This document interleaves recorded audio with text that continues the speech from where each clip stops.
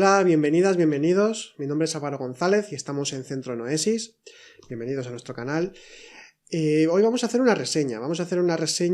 Como siempre, recomendando algún libro que nos aporte algo para conocer más desde diferentes puntos de vista, diferentes cuestiones espirituales. En este caso es un libro que habla sobre la meditación. Es un libro muy interesante. Lo estuvimos ya además recomendando en una reseña que hicimos de diferentes libros en el Día Internacional del Libro, que fue el 23 de abril.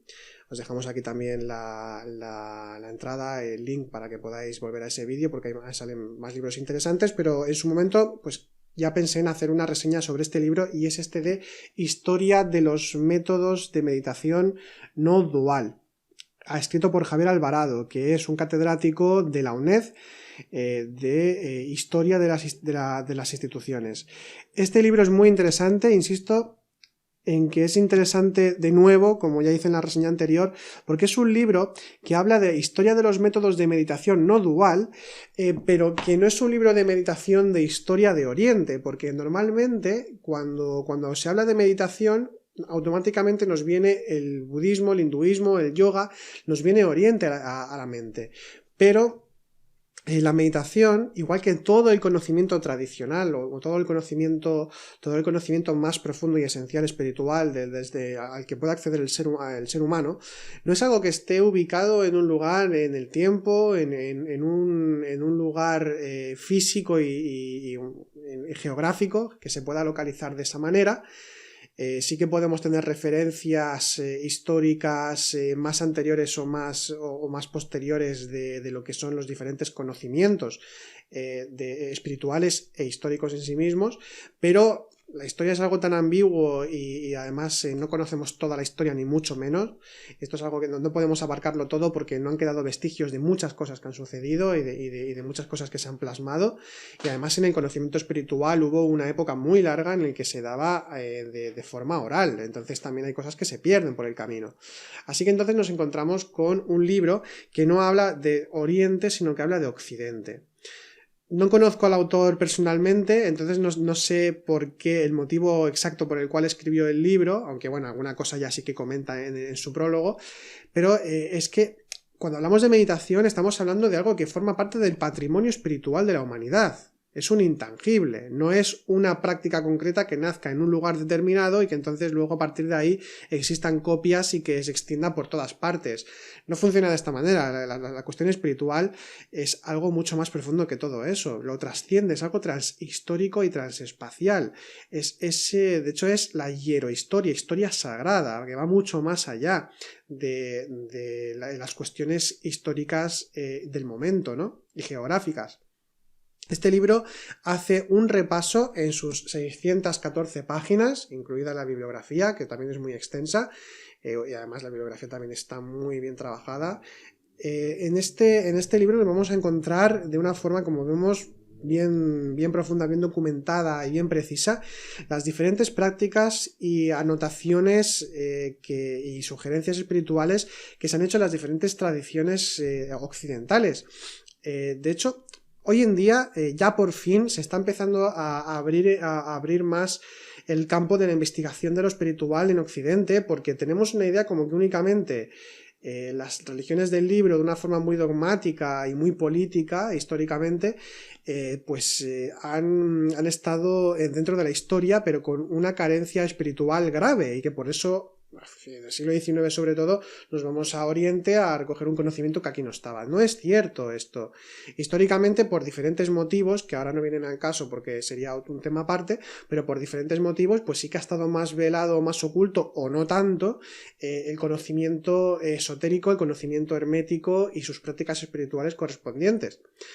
Pero siempre han estado presentes, y sobre todo hoy en día en el siglo XXI, ya en el siglo XX, ¿no? Cuando se ha ido recuperando ese conocimiento de una forma más pública. No es que se recupere porque estuviese perdido y nadie lo tuviese, sino porque de una forma más pública y no tan velada, pues ahora está más presente. Y este libro recopila de una forma cronológica, presentado de una forma muy interesante, recopila diferentes conocimientos desde diferentes tradiciones y épocas históricas, y nos damos cuenta de que ha habido tanta riqueza espiritual en Occidente como en Oriente, y por tanto que no es que sea una cosa mejor o peor, sino que simplemente cada ser humano, dependiendo de sus tendencias, dependiendo de aquello que más le llena o que más le vibra en su interior un conocimiento determinado, pues va a ir más hacia un lugar hacia otro. Pero en lo occidental se creó una imagen de lo oriental como lo único espiritual, como aquello que podría, vamos a decir, salvar el mundo de su decadencia espiritual, pero es que lo encontramos en todas partes. ¿Por qué? Porque hay un tronco principal, hay un linaje espiritual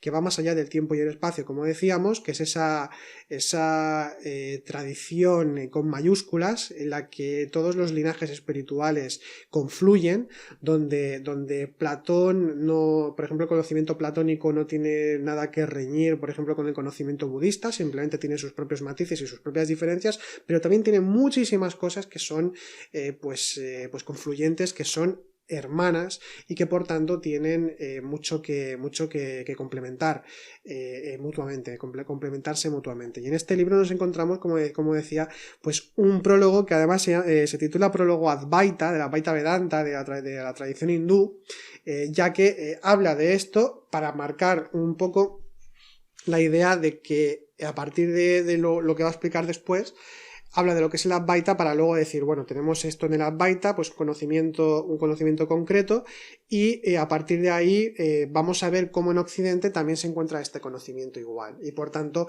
nos damos cuenta de que, como decía, es un conocimiento universal, que es patrimonio espiritual de la humanidad y que cualquiera puede acceder a ello. Bien, pues he abierto aquí el índice para no dejarme nada en el tintero, porque así os sugiero este libro que lo adquiráis. Este libro, por cierto, ya lo digo ahora, este libro se puede adquirir legalmente de forma gratuita, porque la misma UNED ofrece, os dejaré la descripción en la caja de descripción, en la descripción misma os dejaré el enlace para que podáis acceder gratuitamente por si no lo queréis adquirir en papel y queréis leerlo pues en PDF, está en PDF.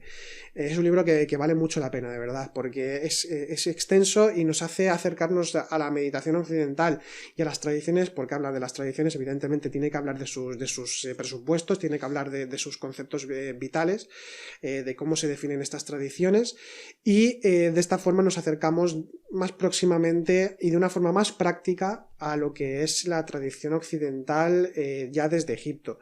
En Egipto, y con el hermetismo, empieza con el hermetismo, que también habla de Egipto, porque una cosa no puede ir sin la otra, habla del hermetismo y de sus prácticas, del corpus hermeticum, ya que hay diferentes sugerencias de trabajo interior, de cómo uno tiene que observarse, de cómo tiene que trabajar con lo espiritual y acceder a ello.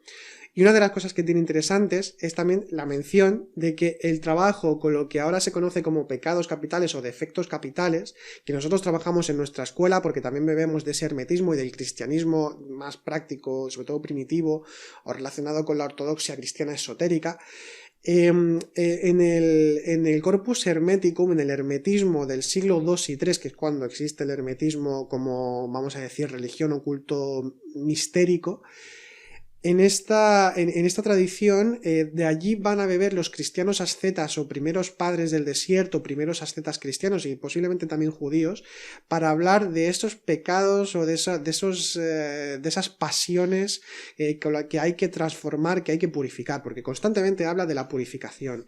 Hay prácticas de visualización también, al igual que también en el antiguo Egipto. Entonces habla del hermetismo desde ese aspecto práctico, lo cual me pareció muy interesante, porque a veces también podemos tener tendencia a que en la tradición occidental únicamente se especula. Y esto es cierto, pero sobre todo es cierto a partir de ciertas trazas a partir del siglo XI, cuando aparece la escolástica, ciertas trazas, ciertas líneas escolásticas, pues sí que son muy especulativas. Es un momento en el que también hay una ruptura con la imaginación creadora, como comenta Henry Corbin en su libro sobre la imaginación creadora, justamente, de que a partir de la escolástica se empieza a hablar de que la razón es la forma definitiva de llegarse a Dios, de llegar a Dios, y por tanto la imaginación creadora queda relegada como algo incluso supersticioso, como algo fantasioso que no nos lleva a ninguna parte, y entonces se rompe con esa parte, y luego ya pues derivará en la ilustración, en el cientificismo, que no la ciencia, son cosas muy diferentes.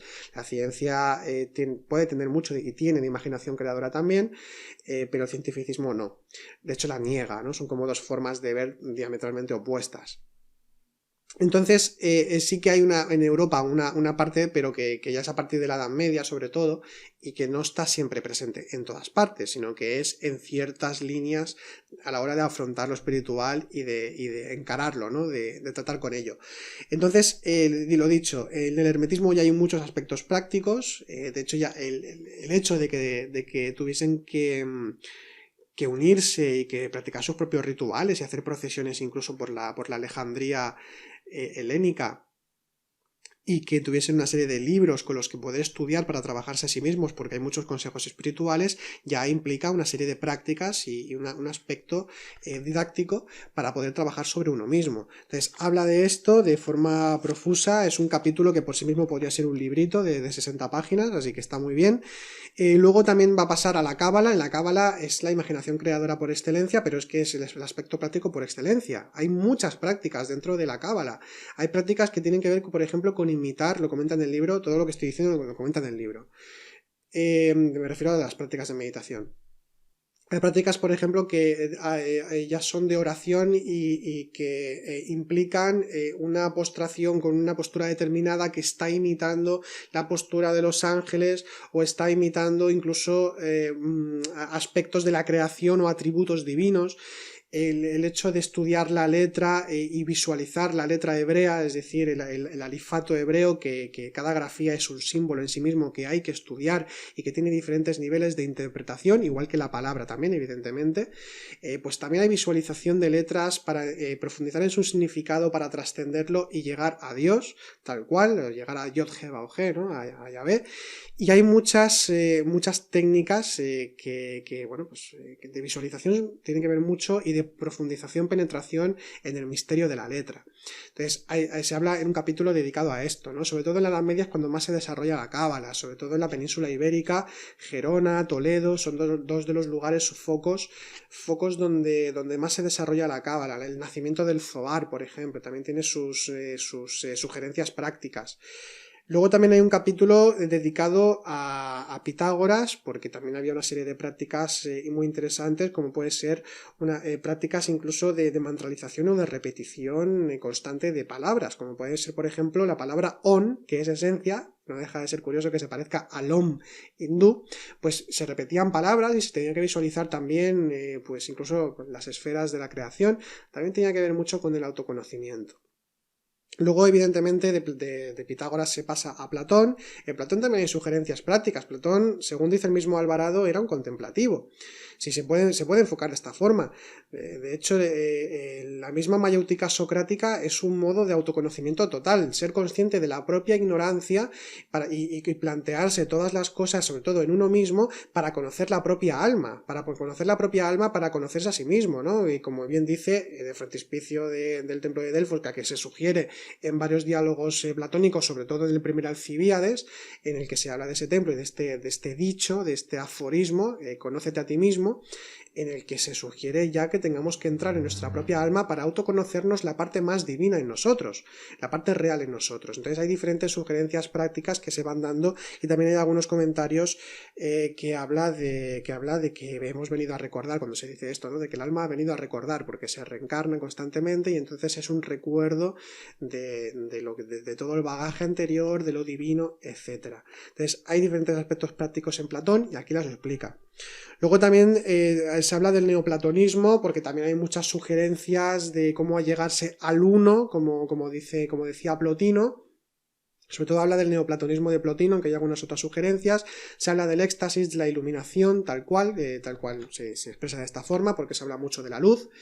Y claro, cuando ya se habla de Alejandría y de aquella época, aunque ya se comentaba en el hermetismo, pero vuelve otra vez sobre todo con las prácticas de atención relacionadas con los estoicos. Los estoicos, sobre todo Marco Aurelio, tenía algunas sugerencias prácticas, por ejemplo, de anotar lo que se había hecho durante el día para luego trabajar con aquello que habíamos hecho de mal, es decir, con lo que sería lo egoico, con lo que sería la sombra, las pasiones. Trabajar esto, apuntarlo, hacer un trabajo de campo en el día a día para poder meditarlo, para poder trabajarlo, comprenderlo y trascenderlo. De hecho, el estoicismo en este sentido tiene completamente aspectos muy prácticos y también tiene que ver mucho con la atención. Hay sugerencias sobre la atención consciente constantemente. También lo encontramos con Filón de Alejandría, se continúa con Alejandría. Además, en el caso de Filón de Alejandría, nos encontramos también con esa parte exegética de estudio de la Biblia, entendido como un mundo simbólico por sí mismo, una realidad simbólica, no literal. De hecho, Filón de Alejandría fue, como dicen algunos estudiosos, un proto-hermeneuta, es decir, como de los primeros que empieza a trabajar con el simbolismo, con la hermenéutica espiritual en el libro sagrado. Y entonces ahí nos encontramos también, evidentemente, pues muchos aspectos prácticos, porque si encontramos en la Biblia una enseñanza más allá de lo literal, de simplemente una historia con 4 enseñanzas éticas y morales, nos encontramos entonces con una forma también de conocernos a nosotros mismos. Y tiene un capítulo dedicado pues a las diferentes etapas de la vida espiritual. Y luego ya pues se mete ya de lleno en el cristianismo, y entonces lo ve desde diferentes puntos de vista, Gregorio de Nisa, San Agustín, también Juan Casiano, el maestro Eckhart, que es uno de los maestros por excelencia dentro de la mística cristiana. También nos vamos a Santa Teresa de Jesús, en San Juan de la Cruz, es decir, que toca a los místicos principales o de los más importantes dentro de la tradición cristiana, y los aspectos prácticos pues que tiene mucha relación con la práctica de la oración. La oración es una forma de meditación, la meditación es una forma de oración, podemos decirlo como queramos, pero meditación y oración siempre van muy ligados. Entonces habla de diferentes aspectos prácticos, de diferentes aspectos teológicos a tener presentes a la hora de poder abarcar la práctica espiritual.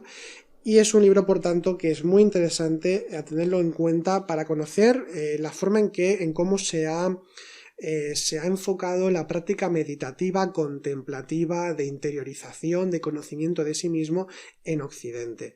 Y además luego tiene un epílogo, que es un epílogo dedicado al sufismo, que nos habla del dhikr, que es una de la práctica por excelencia en el perdón, la práctica por excelencia en el sufismo, el dhikr, el recuerdo del nombre de Dios y la recitación constante del recuerdo del nombre de Dios o de los nombres de Dios, que hay prácticas que tienen que ver con esto, del recogimiento y del éxtasis, de la propia desaparición de uno mismo, el éxtasis contemplativo. Y en definitiva, pues nos habla de todo esto, de la quietud, del silencio interior también.